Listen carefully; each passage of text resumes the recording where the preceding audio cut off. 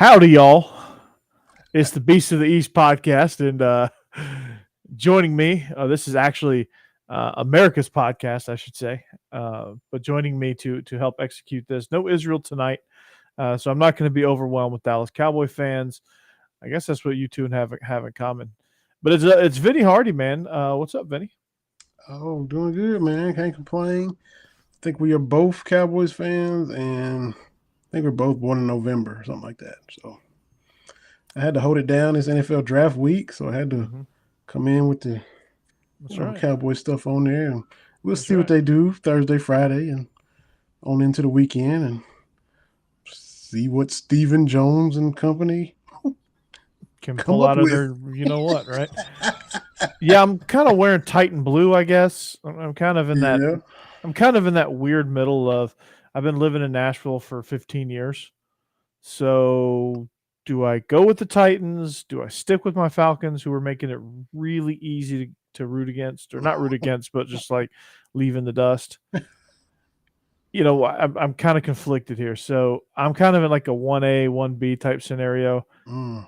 This is kind of like going to be the make or break season for the Falcons if they can show any sort of improvement. Make or break for your fandom with Marcus Mariota? Is that where we are? Yeah, it's a contract year for me. Yes. If they could not finish last and make a few good personnel decisions, show me that they're on the right track, they can keep me. But you know, that's the good thing about NFL. You know, you don't get too attached, especially these days of free agency. But we'll get into that here in just a minute. But first, like I said, we are the Beast of the East podcast on the Bleav Network, also coming at you on y'all's conference network. On the video side, that's who we partner with to execute and to see us bring this thing to life. Our chat is open, but we are presented by Betonline. Our partners at Betonline continue to be the number one source for all your betting needs and sports info. Find all the latest sports developments, including updated odds on the NBA playoffs, fights, and even next season's futures. Don't forget the MLB is back as well. Vinny, we're obviously picking the Braves. They kind of struggled a little bit this weekend against the Marlins. Got to get it back, but it's still only April, so we're good there. But BetOnline is your continued source for all sports wagering needs, including live betting in your favorite Vegas, casino, and poker games.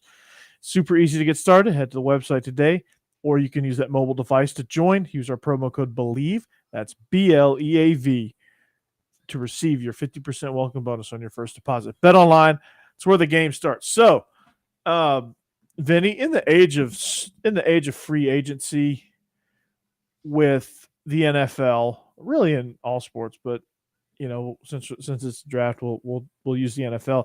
Is it becoming increasingly easier for fans to also join in on the free agent action? Like, meaning, like my situation, I'm going to be a fan free agent pretty soon. Like, is there any more loyalty? It might not be. I mean, I'm one that once I kind of, made my picks, I stuck with them. But these younger fans coming up, they might move. If they like a player more than the team, they might move along, or the team does some silliness and they're not with it, they might just, take their fandom elsewhere. You might start seeing more and more of that. Once I picked mine when I was like 7, for the most part, I kept it, except for when the Hawks traded Dominique Wilkins for Danny Manning. That was just too much for me to. I couldn't. I had to leave the Hawks after that because that was he come off of Achilles. It's disrespectful. You never got him any help, and then you trade him to the Clippers, they weren't the Clippers that these kids know now, where they're good. These were the worst team in the league, Clippers. Jay Leno making fun of you on late night TV clip. That's where you sent Dominique for Danny Manning. So that was too much. I've dropped the Hawks. But other than that, I've kept my same team since I was a kid. But kids these days might not do it, and I can see why. They grew up a little bit different than us. Yeah, I mean, I get it. Like, you don't want to jump at the first sign of trouble. And trust me, if you consider yourself a Falcons fan or a Braves fan, if you're still a Braves fan today, you did not drop your team at the first sign of trouble. No, we didn't. We were spoiled in the 90s. I was a first grader when the Braves went to their first World Series. So like Mm. that was my knowledge of the Braves. So I was a very spoiled Braves fan. But in those lean years, when they lost their first division championship in a 15-year run, and then they went down for a little bit. They kept trying. They kept making moves to get them to a certain level. They kept building. They kept figuring it out, and here we are. Like AA, or I can't pronounce his name, but Adam Anthopoulos or something like that. Yeah. Double A. When he started making moves, he's been a tremendous GM. He's been, Ronald Acuna, Max Fried, Ian Anderson. Just I could run down the list of moves, but the moves to rebuild that outfield when Acuna went down back in July was outstanding. I mean, that really kind of was a catalyst to this whole thing. And Jorge Soler, man, I wish we could have signed him. That dude is a machine. Yes, I wish we could have. And so I catch myself. How quickly we forget that they didn't get over 500 last year to what, August? It took. It was late in the season before they got over 500. They were 6 games back too. Yeah. 6.5 back, like towards the tip after the All-Star break, towards the tail end of July. So I'm catching myself now at the start of this season wanting to panic. I'm like, man, we lost another series. They split the first series with the Reds, who were gonna be god awful. I'm like, man, Snit need to call team meeting or something. I'm like, no. It's only April. It took them all summer last year to get rolling. It's fine. Just calm down. Acuna's not back yet. Yeah. It's a little championship hangover. Just chill a little bit. Olsen is doing good. Everybody was paid to see Freddie Austin Lee. Riley is tearing the cover off the ball. Yeah. Ozuna's been hitting a little bit. They decided to keep him. All right. He's been all right. So it's going to be fine. They'll be fine. And, the Mets are up there at 12-5 or wherever they are, and they always fade like they normally do. By July, let's see where the Mets are. Because that's the Mets. Yes. That's the Mets. That's what we love. And I got a question as a Braves fan. Everybody's so quick to be like, I hate the Yankees. I hate the Red Sox. I hate, I don't join in all that. I hate division rivals. So like the team I hate the most, I'm going to ask you this question. It used to be the Mets, like back in the early 2000s when they had Piazza and all that. And it was, Braves Mets for the most part. But now it's the Nationals. I cannot stand the Nationals. Mm-hmm. Them, it's really that whole division between them and the Phillies. The Phillies is always up. They're always up there. Of course, I don't hate the Marlins. They're too irrelevant to hate. But yeah, the Phillies, the Mets, the Nats. No. Yeah, I think it's. I guess I'll still pick Phillies, and then Nationals are 1A, 1B. I don't really worry about the Marlins much at either. But yeah, it's kind of, and I don't hate the Mets like I used to, but whatever. It's something about Philly. As a Cowboys fan, I hate the Eagles most in the division, and I'm kind of still Phillies more so. Well, yeah, because Bryce Harper's over there, and they got Bryce Harper. They're fans. Did you see Schwarber go nuts last night? Yes, I mean, Angel Hernandez will do that to you, but still, I'm glad it was the Phillies and Schwarber, having to experience that. But we need to do, get that Angel Hernandez job. You look, be a weatherman. You can be wrong, get paid.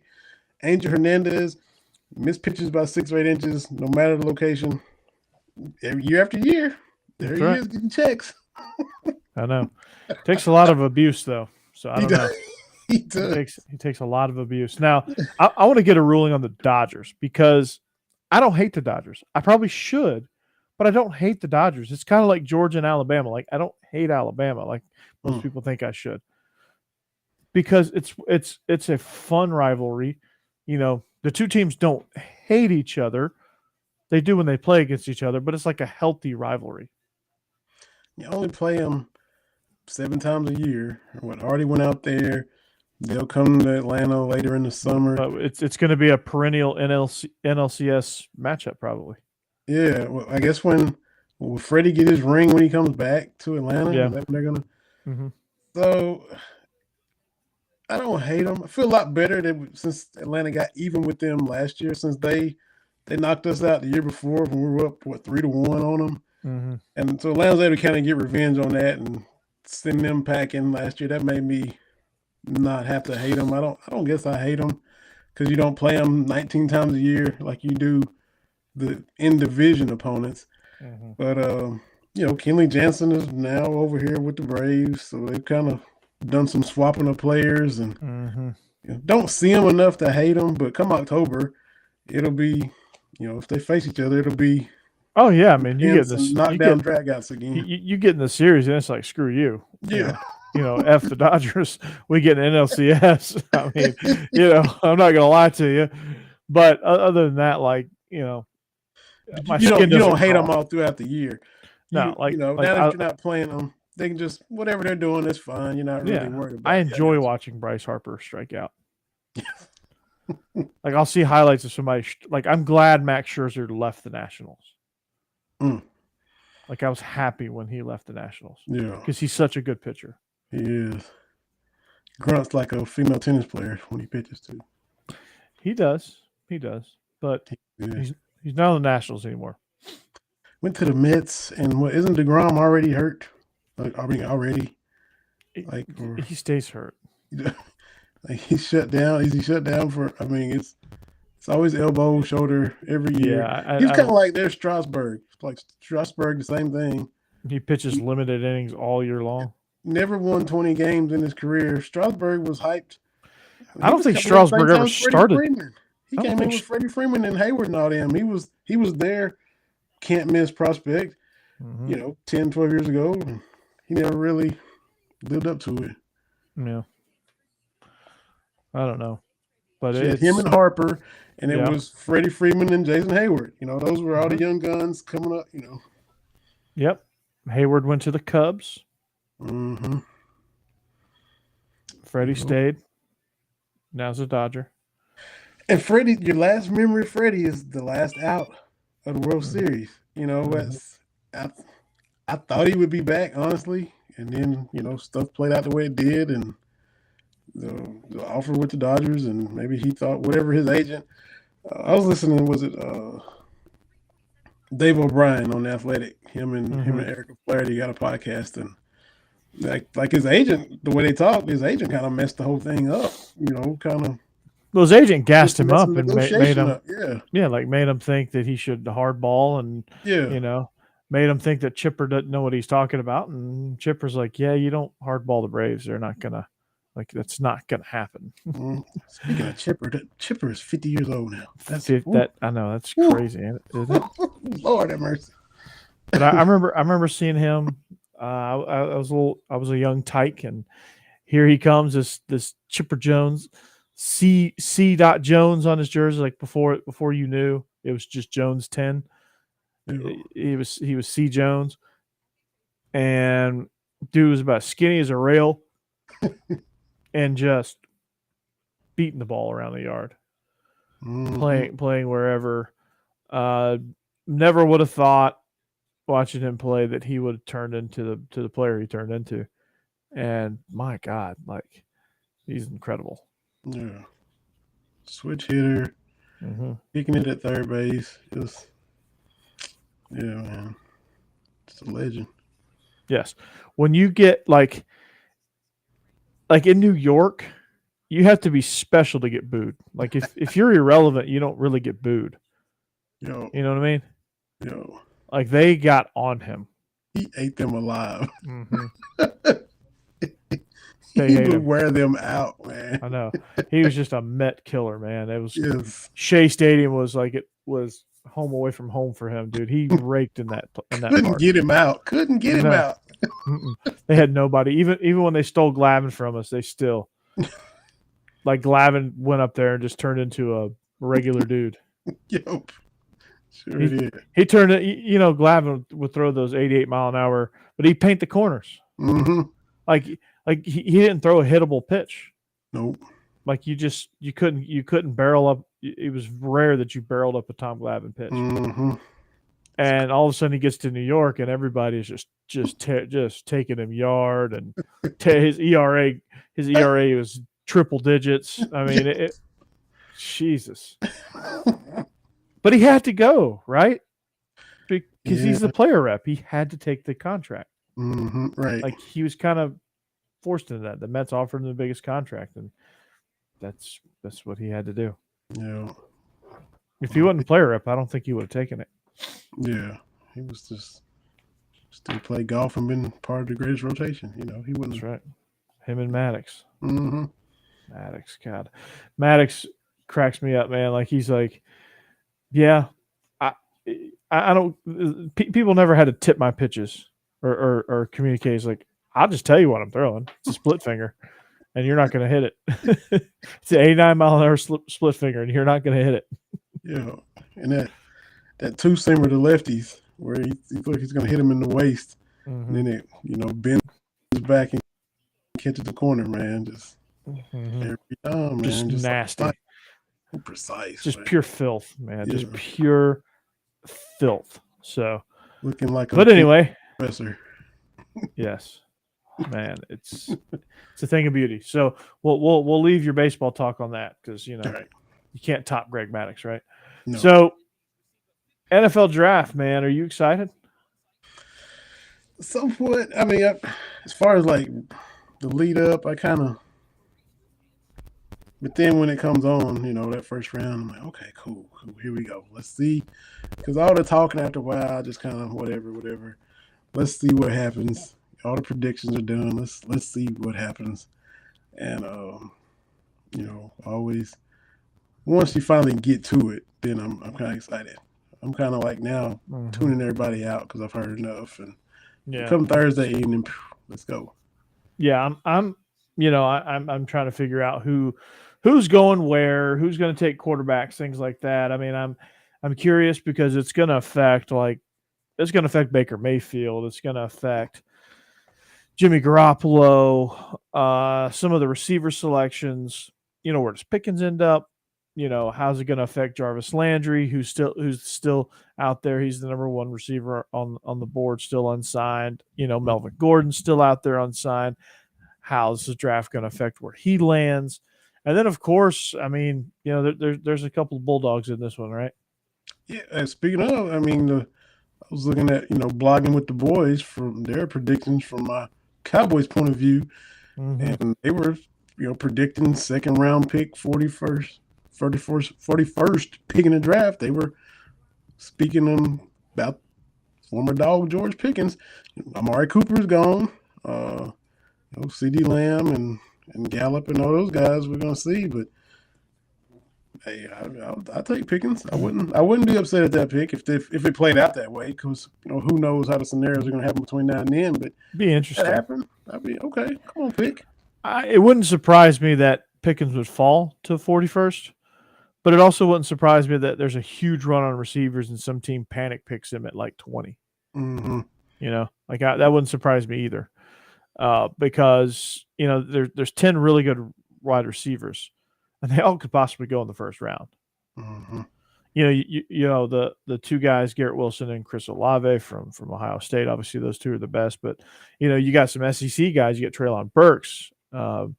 You've got George Pickens. You've got Wan'Dale Robinson, who's in the mix, and I'm sure I'm leaving out somebody, but.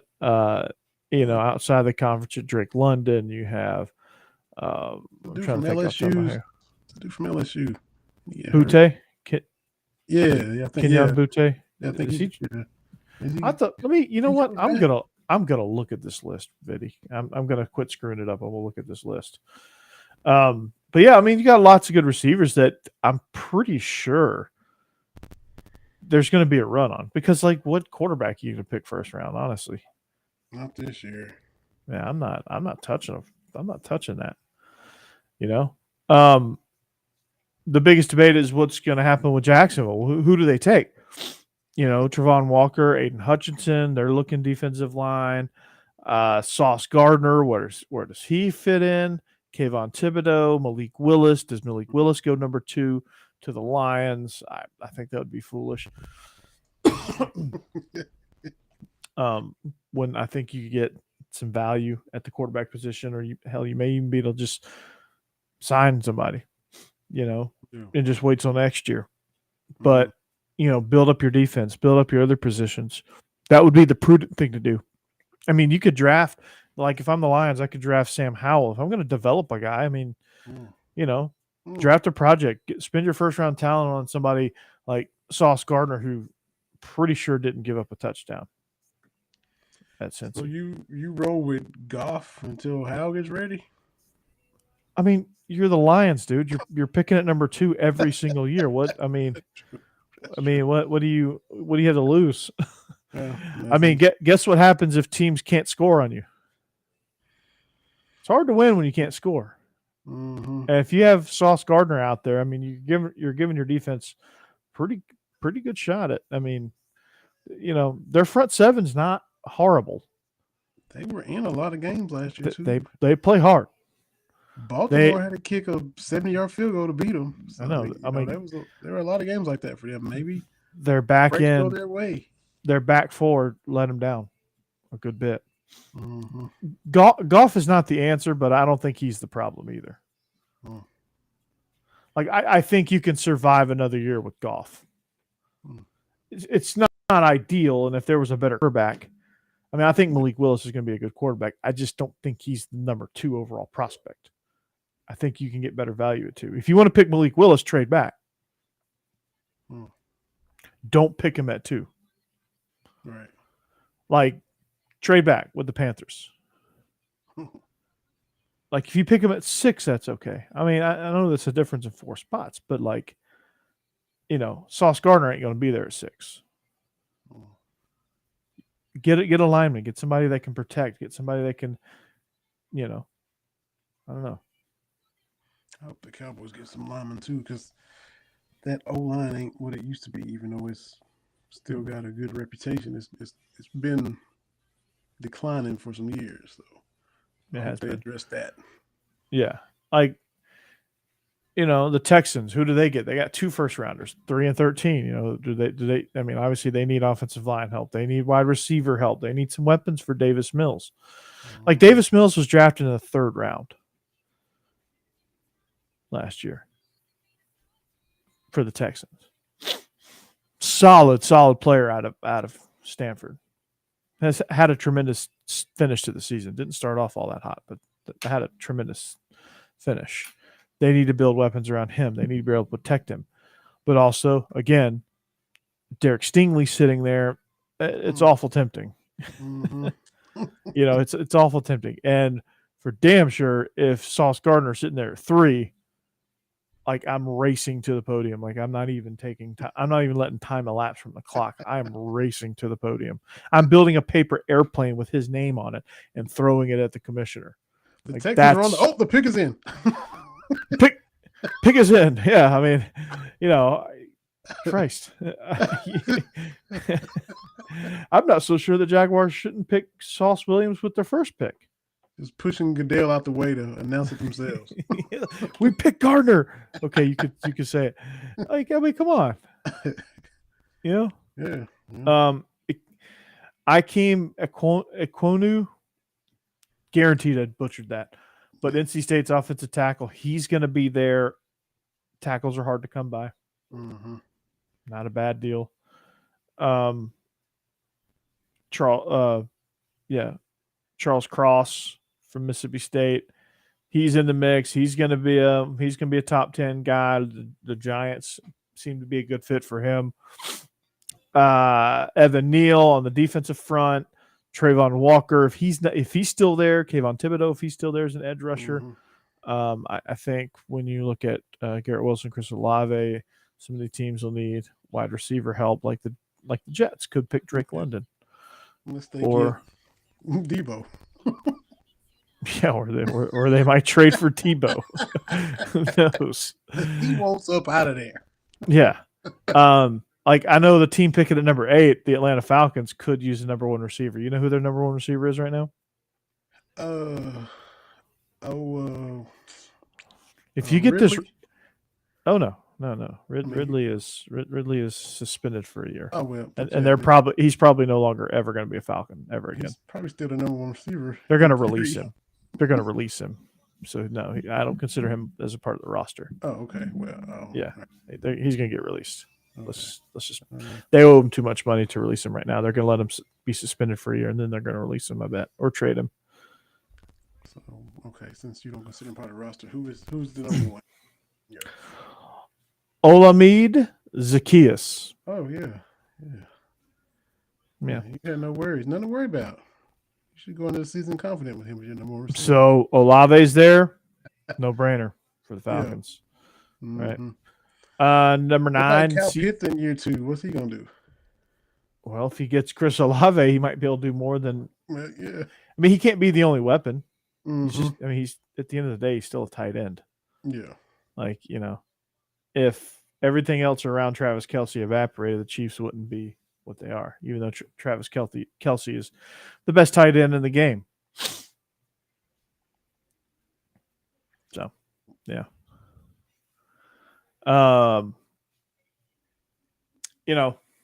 What are you hearing about the Cowboys?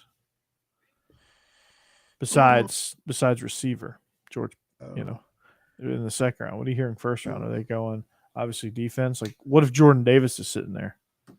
Wow. Do they go Jordan Davis? What if they could use some interior help? What if there's a guard sitting there? I would hope they take the guard. I saw projections for K Mays in the late rounds. What if Chucky Cross is sitting there?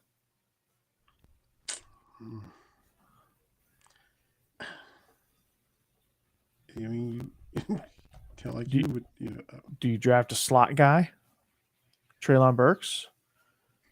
It's a lot of ways you can go. I mean, it's so. Like they could. Do you draft Nakobe Dean? Kyle Hamilton? Dean and Michael Parsons. And Vander Esch, I don't know how healthy he can be. He's needs back. Some inside backer help. Yeah, you need some inside backer. He got a lot of Sean Lee in him. He kind of can't stay healthy. Yeah. There's so many. I don't know. So many ways they could play it. And yeah.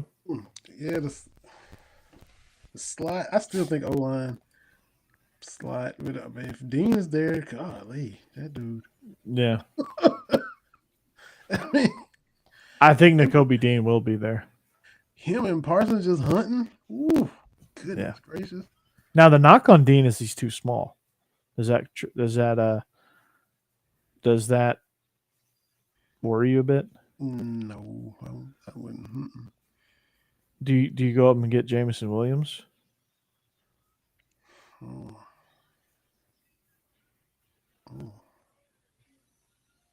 I got you stumped, don't I? Yeah, I mean, because all of it sounds good. You can't do it all, but no, all of it in theory is like, oh yeah, that would. Do you go defensive tackle with Evan Neal if Jordan Davis is not there? Devontae Wyatt. They could use some D-line help too. Mm-hmm. Got some guys getting old, and that's interesting. The project, he's there from Kentucky last year, but he didn't play a lot. He'll develop. Kelvin Joseph got to quit tripping and watch his associates. Yeah, he can keep his career going. So I don't know. So he can, stay in the league and not be like a Dwayne Goodrich for Tennessee back in the day and get to play. Yep. A lot of plausible sounding stuff, Corey. I mean, there is a ton of stuff. But you have, Cross, Iquanu, and Neal as your tackles that are sitting there. If any one of those fall, it's a no-brainer. Obviously, if you get a Derek Stingley, if any of these top 10 guys fall for whatever reason, a run on a position, maybe a quarterback gets, maybe Matt Corral gets taken sooner than he should, Possible. Sorry, Steve. But who knows? Who knows? Niners panic and grab him or something. Get yet another quarterback. We like Kenny Pickett this year, so we're gonna trade. We're gonna have the richest quarterback room. Mm-hmm. Yeah, it's just Like your top three prospects are Willis, Pickett, and Corral. Like that's so weak. Like this is Like I don't get it. No offense, Steve, and thank you, Steve, for Keydron Smith and who went the Jaquez Jones route, transferring to alumnus to Kentucky. So appreciate everybody down at Oxford. Appreciate that. Yeah. Speaking of which, how do you feel about those transfers? Kentucky's got bang for their buck when they've hit the portal. All 4 guys last year worked out. Levis. Derek Rosenthal, Wandale Robinson, Jaquez Jones, all those guys panned out. Yeah. Boss man fat, Kevin Joseph, we just talked about him needing to keep his nose cleaner in Dallas. He worked out coming from LSU to Kentucky the year before. But, Keydron had to holler at Jaquez and see what the landscape was like. And it'd be worth my while. Dudes talk. And that was kind of a position of need. Vito Tisdale was out for the year, lost him in the spring. He played corner and safety. And so they were kind of thin. They knew they were going to have to get somebody in the portal. So you get a guy that's played safety and corner at Ole Miss, been in the fire. Talked with Chris Collins, the DB coach, had him on my other podcast, Cat Talk Wednesday. And he liked where the young guys were, liked where they were at this point. This was right after the spring game where we had him on. Liked how some of them were stepping up. He kept talking about putting their hand to the fire and getting burned. And it was like, getting reps and getting experience. But bringing this dude in who's already battle tested is definitely gonna help. Even though you got your Andrew Phillips coming along, Carrington Valentine coming along, put him back there with Tyrell Asian, who's an old veteran, old graybeard compared to these young guys, and kind of not be so thin because they were thin back there. And so this is a big get for them. Yeah, that's Thanks, good. Steve. Appreciate y'all. Appreciate it, Steve. Yeah. So on the basketball front, and I'll get back to football here in just a minute, but on the basketball front, Georgia's racking up, man. We got from Oklahoma State, Matthew Alexander Moncrief. We were able to get Terry Roberts. We were able to keep, I guess you could call it out of the transfer portal, but we were able to rescue Super Cario Quindo. Braylon Bridges rescued him from NBA obscurity. I think this team is, Jabari Abdur-Rahim, I think coming over from Vanderbilt, maybe. Got a few transfers coming in, and I think he's doing quite a good job with the basketball program so far at building talent. So I'm excited. This is crazy, man. Like I am excited. Mark my words. Excited to watch basketball now. Wow. So I cannot wait.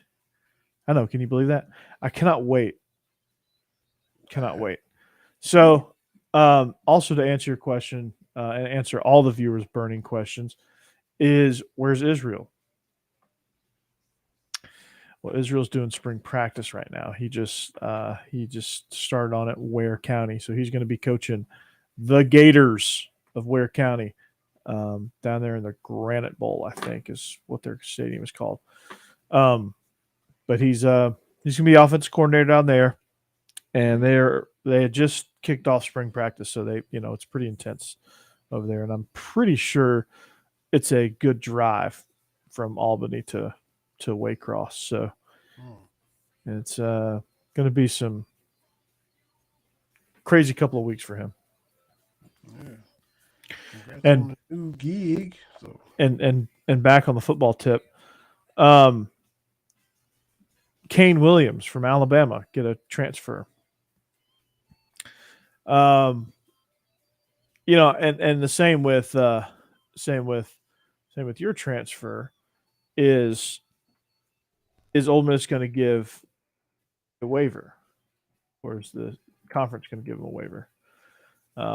Both defensive backs, Kane Williams, head to Georgia, and Alexander headed to Kentucky from Ole Miss, from Old Mississippi. Yeah, Keidron Smith. Who did I say? You said Alexander. Yeah. Why did I say? I don't know why I said Alexander. I saw. I got my eyes kind of got away from me there for a second. No, Keidron Smith. You're right. I keep wanting to call him Keidron Alexander because that name just rolls off the tongue. Is he going to get a waiver? I think he should be coming in because he missed the deadline for the interconference transfer to play free. I think he's good to go, as far as I know. But I mean, behind the scenes, I think you would have to get that waiver. So, just be on the lookout for that, I guess. Mm-hmm. But yeah, there's this whole debate about Stetson Bennett on Twitter. Jake Crane put it out there: the top 10 quarterbacks coming in next year. An omission was Stetson Bennett. How does the Kentucky fan view Stetson Bennett? I mean, you gotta respect what he's done.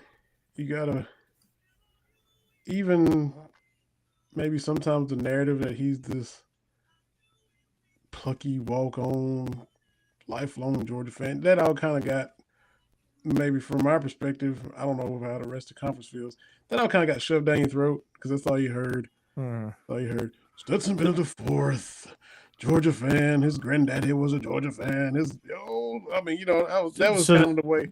So does that cloud your judgment a little bit?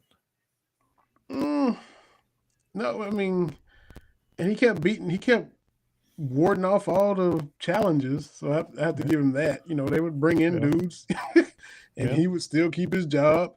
So I'm like, there's something to be said about that.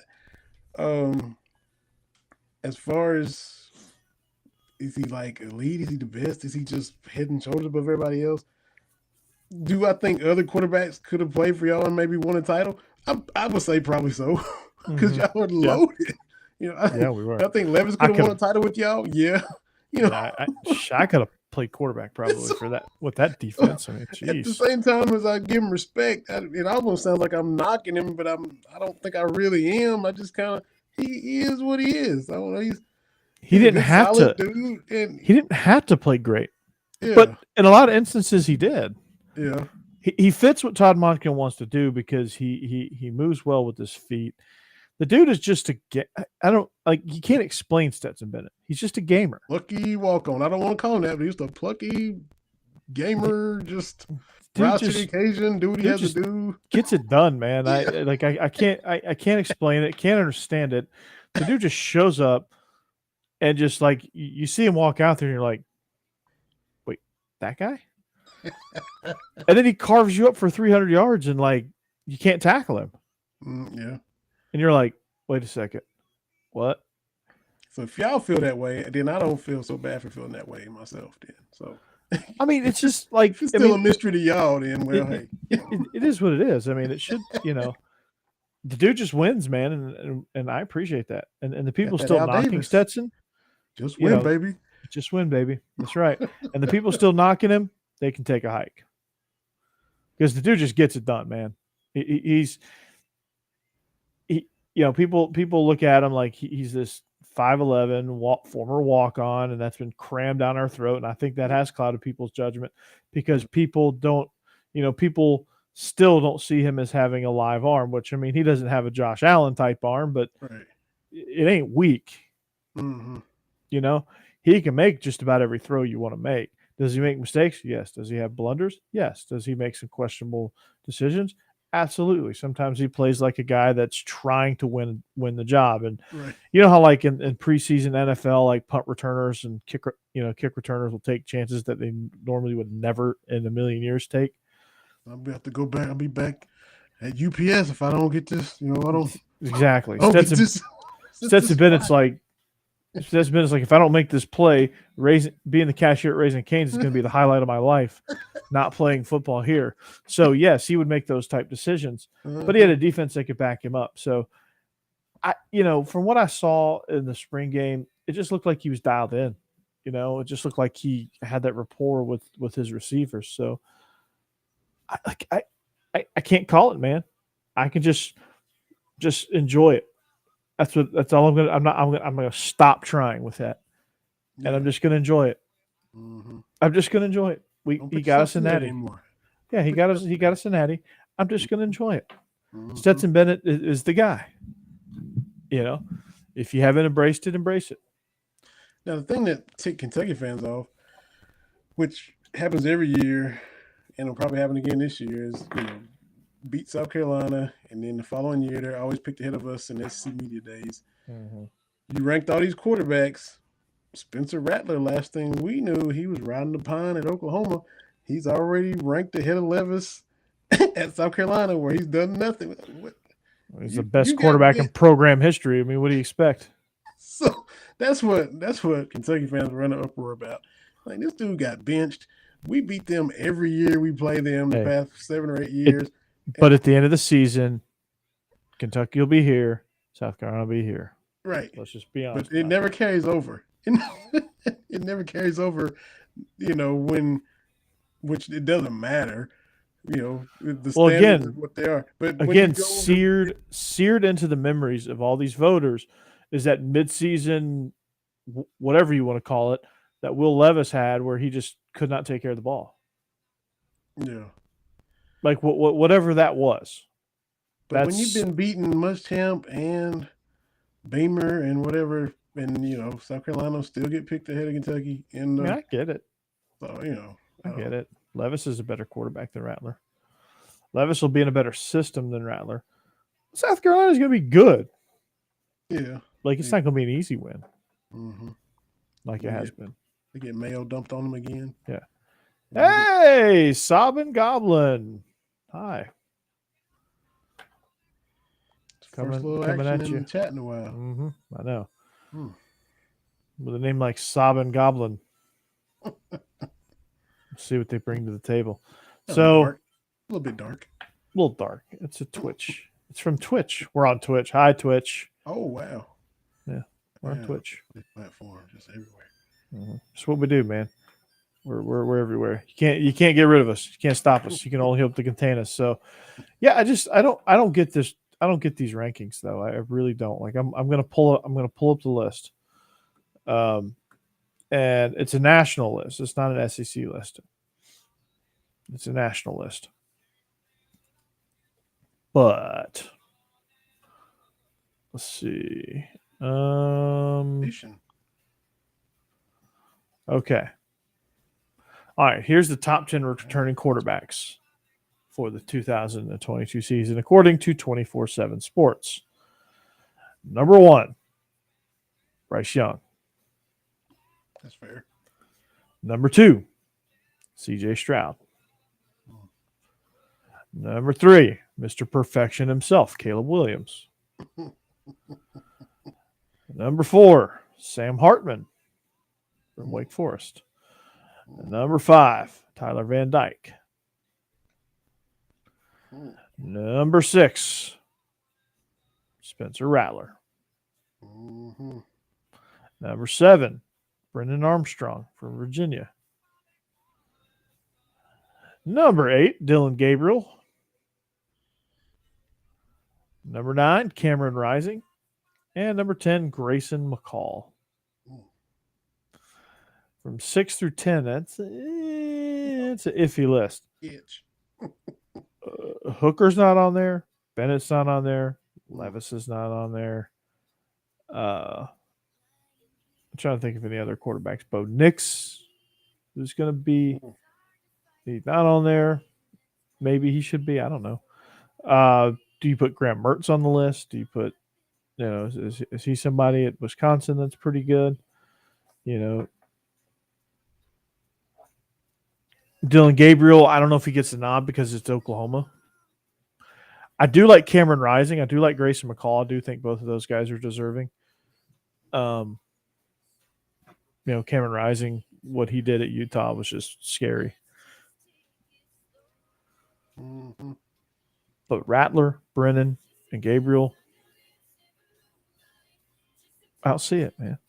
Mm-hmm. Like, you got the wrong SEC guy at 6. I mean, I think you flip a coin, Levis, Bennett, or Hooker. I might even get the nod to Hooker, believe it or not. Yeah, Hooker's good, man. Surprised me, man. He surprised me. We saw him played him in the Belk Bowl, play Virginia Tech, and nothing special. And he came into the Heupel system and picked it up, kicked. What's his name? Who was Joe? Who was the dude from Michigan that was supposed to be the man? McNamara? Oh, Milton? Yeah, kicked Milton to the. I was about to say Mixon. I was like, it ain't Mixon, Milton. Milton. Oh, Milton.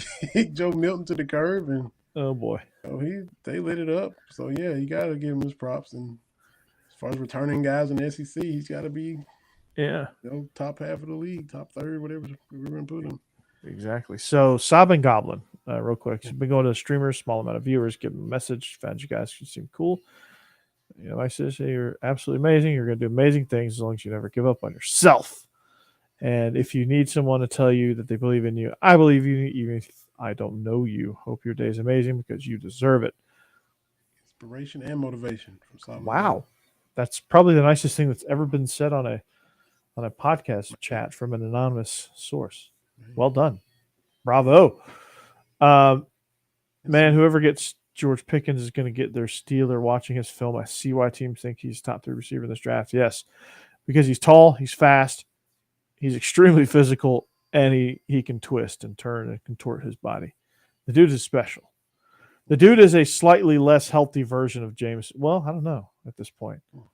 They both will have ACL histories. So him and Jameson Williams are kind of the same dude. Williams might be a little bit more polished route runner. That's about the only thing I think the difference is. And it's crazy, but the Alabama guys kind of get showcased a little bit more than Georgia. Just still smashing everybody with the eye, and everybody that sees Alabama sees the highlights of them hitting slants and just taking them to the house, and that kind of perception-wise gives them a little more mustard. And but you also see George Pickens making these like ridiculous jumping catches where, and he wasn't against Alabama. He just caught the back nose of the football. He just caught fingers on the nose, just like that, diving forward, all that stuff. Yes, yes, he did. But George is no longer ground and pound, or like I used to call it, grunt and punt. They're opening up a little bit, which is good. I think Kirby's starting to realize that now. Is this ridiculously jacked high school running back coming to y'all this coming year? Is he gonna be a freshman this year? I've seen him just. You talking about Branson Robinson? Squatting 15,000 pounds, and he just looks like Mr. Olympia. Is he? You talking about Branson Robinson? I guess I've just seen. There's a 17-year-old kid named Braylon Allen who's an early enrollee at Wisconsin that's doing that. He deadlifted like 800 pounds. I thought y'all were getting a kid that I just saw him in. I mean, Branson Robinson is built like a hero action figure. If you're maybe that's trying to figure that out, but Braylon, he's coming in. Okay. He'll be a summer enrollee, but I think the dude you're talking about is going to Wisconsin. Braylon Allen, that dude is a monster. Oh, okay. I thought sure y'all were getting that. I thought that was. Yeah, what's Braylon, the guy y'all are getting? He's the one that's been viral about it. The Wisconsin kid? Mm-hmm. Oh, okay. I thought he was coming to Georgia. He's the viral one, Braylon Allen. Yeah. All right. No, dude has been. My friend Matt Perkins, my guy. He's sent me stuff on him. Perko, yeah. He's killing it with Bleav in Badgers, right? Yeah. Just man, he's a Badger at heart. He fluctuates and he's a Badger at heart. Can't really blame him. I mean, he's a Badger. I mean, he grew up hardcore Badger. But he didn't grow up a Badger because he's from the Northeast, but he went to school there. Yeah. Who is the deadliest running back? Are we talking about Hardy Boys? Are we talking about in the conference?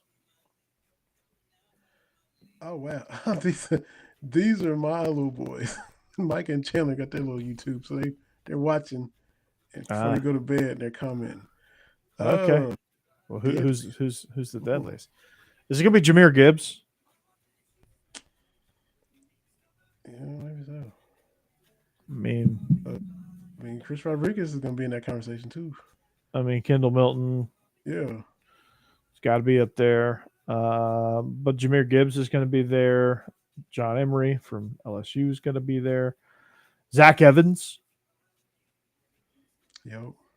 I mean, maybe Appreciate Zach the Evans. question, Micah and Chandler, my 13-year-old, 9-year-old, with their That, Hardy Boys Challenge channel. So that is a really valid question. it is. It's a They really said valid they question. watch. They said Dad put his stuff on YouTube. We're gonna watch it. Very good. Very good. Yeah. Um, Oh, speaking of, I got to talk. Flipping the basketball. Oscar Tshiebwe decides to return to Kentucky for another year. look at you. Um, he was, basically, I've said I'm believing Kentucky all along. Hopefully, he can just make a stress-free decision because it was Mm-hmm. looking at the draft where you're not going to be lottery or first round. Mom is in the Congo in a horrible living condition situation, trying to get her to the States. But the NIL deal was held up because he's a foreign student with the international, work visa Mm-hmm. and all that. Looks like that was able to get worked out. He's been leaning and wanting to come back. So he's going to be able to, looks like, get his mom out of that situation. Another year at Kentucky, work on his Yeah. game for the NBA. And I was like, Yeah. just make your decision where you don't have to be like, I'm not even sure if my NIL is coming. I'm not going to be drafted as high as I hope to be yet. So that was going to be a stressful, what do you do? Because you got real life situations facing him. So now he was able to kind of get all that behind him and get his mom to come over. The other thing, BBM was up in arms about Shaden Sharp, top player in the country, who enrolled midway through last season but did not play, has moved on and put his name in the draft. Didn't sign him with an agent, but he's probably going to be top 10 pick and he's probably going to stay in the draft. So everybody's upset that you had him on the team for half the year and you didn't play him and he just moved on. But you can't blame him. When he first enrolled, Kentucky was rolling. They were killing everybody. They were beating Kansas and North Carolina and Tennessee by 20 and 30 points. So you don't. There's really no way to work him in at that point. Then everybody gets injured toward the end of the season, and you lose to Flake Peters in the first round. It's like, is it fair to throw him out there now? So it was kind of it was just a tough situation. Sounded like his mentor is the one that shut it down as far as him not playing. His parents wanted him to play, which I'm like, if you're the parents, overrule the mentor. The kid wanted to play, the parents wanted to play, but it was just a weird situation. I Well, doubt he comes back because he's probably going to hear what he wants to hear from the NBA. So you had Oscar well, Tshiebwe. if he gets picked in the top 10, shouldn't I don't Yeah, blame yeah, I'm sure that's what the him. feedback is going to be. Oh well. So You want to know what the good news is? yeah, You're still Kentucky. true. That the name on the front of the jersey still has power to it. Yeah. It, Mm-hmm. it ain't like this was Ole Miss Yeah. losing probably the best player they've ever had in their entire existence. Right. Mm-hmm. Like that'd be like if Georgia got Anthony Edwards halfway through the year, didn't play him, he goes on to be the number one overall pick. Yeah. Like the best player you've ever had outside of this man named Dominique Wilkins. Mm-hmm. Yeah, maybe so. But it is what it is. Kentucky will get another one, I'm sure. That's it. Is it 2-2 with Minnesota and Memphis beating Anthony Edwards? Is it Yeah. 2? And I mean, he's dude's making an impact. and Tom Crean only went to the NIT second round with him. Just saying. Just saying. keeps it up. That could be his team more so than Carl Towns if it keeps going the way it's going too. Because when they drafted number one overall, they knew it was yeah, going to be his team. yeah. It's Edwards' team. Yeah, because Towns went number one too, but he's not really. Edwards is kind of. If Towns just settles into that number two role, Mm-hmm. Towns could be a really good number two. Yep. But Edwards has got that star power. He's got that pizzazz. He's got that he's you know, just put it on my shoulders. yeah. And they should be up 3-1. They ought to just be up 3-1. he just takes it over and ignites the crowd. They should And Towns is just a remarkably solid basketball. Like he just plays at a high level all the time. Yeah. I don't see anything flashy with him. No. But he is extremely reliable, which is that's good ability. And they ought to Reliability. be up 3-1 too, Corey. They should be. They choked away a 26-point lead in the first game in Minnesota. So that's right. That's right. It's a fun series though. I'd say it was not a fun series. That Hawks series. Oh, they're getting killed. Yeah, they're just not a good matchup. Miami's really, really good. Wouldn't shock me if Miami came out of the East. They could. They're good. Choking the life out of them. They're good and they're physical. They play it. They play a kind of an older school style of basketball. Man, it's you got at the top. You got Pat Riley and Alonzo Mourning is up there. It's just tough, physical, and I love it. Spoelstra used to take a beating as a coach. Yeah, they tried to get rid of him. Like LeBron was like, "Yeah, screw this guy." And like I'm kind of like as kind of a middle finger to LeBron for that. Be kind of funny if Spoelstra won. Oh, maybe it wasn't Spoelstra. I'm not some LeBron hater, but I do think that'd be a funny bit of karma. I like Spoelstra. He was like the video guy, man. He worked his way all the way up. He was putting together, clipping, splicing tapes, and nobody knew who he was. And now he's worked his way up, and he's a great coach, man. Coach of the #1 seed, and he's doing it without LeBron and Wade. Yeah, sure is. Ooh, excuse me. That EOC testing, man. I tried to fight that one off. Couldn't fight it off. It was jumping out. It was coming out regardless. Oh yeah, exactly. So I guess it tells you what you need to know. Time to get out of here. Time to get some Z's. Time to catch some Z's. Like, I was thinking about this, and I noticed it yesterday or a couple of days ago when I didn't shave for 3 days, and I had kind of a beard. And I was wondering, I was like, I bet people wonder why I don't grow a beard. Like, I looked in my beard and there's some gray hairs. I'm like, that's why. I'm not ready for the gray beard. Plus, my beard comes in red.